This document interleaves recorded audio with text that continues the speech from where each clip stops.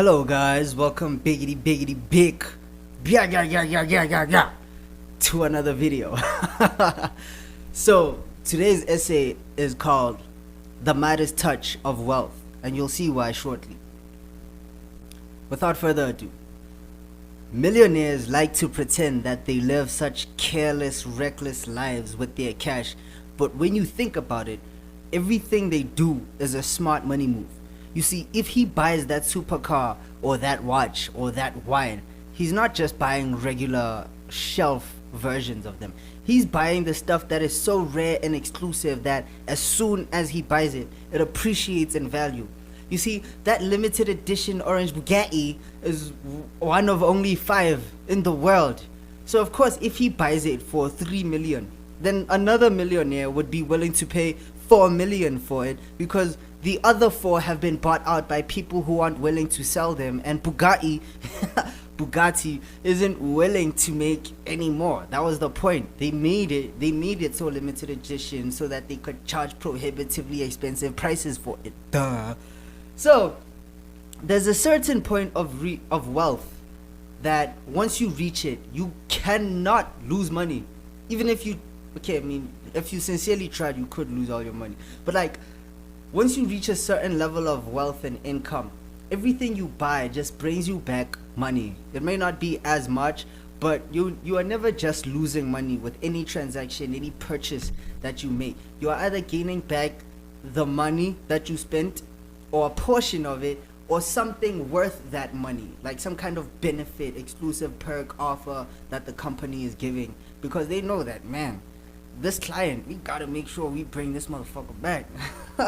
So even the things you spend money on, they bring you more money. For example, every time you fly business class, you get frequent flyer miles. That way you won't even have to pay for flights anymore. The airline just wants you to keep using them. So if you fly enough times, then you can eventually reach a point where you are flying just off your frequent flyer miles.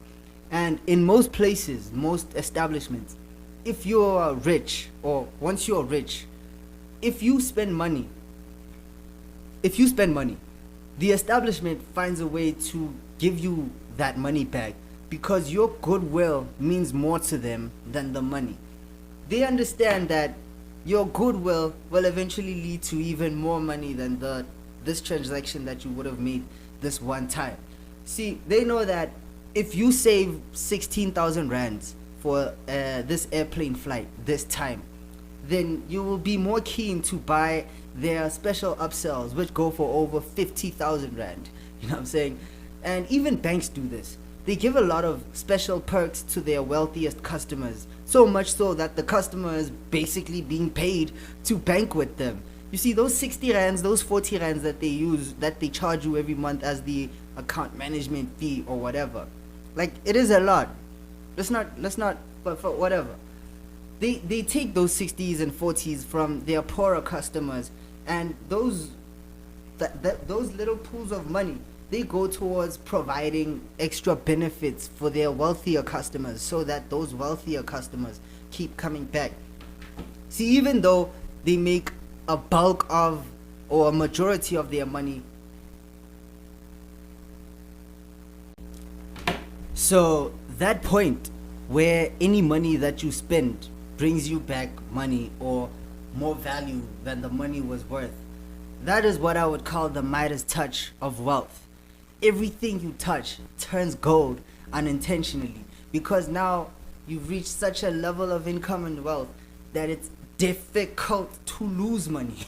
Can you imagine that? Like, is it any wonder that rich people stay rich? Because once you get to a certain point of wealth, it becomes hard to not be rich, unless you are living an extremely reckless and stupid ass life where you're just trying to impress people on social media and your neighbors all the time. So that's it for this video. If you got any value out of this, stick around for more insightful takes like this by hitting that subscribe button. Check out the links in the description to collaborate with me on music, or check out my music, and I'll see you in the next one. Peace.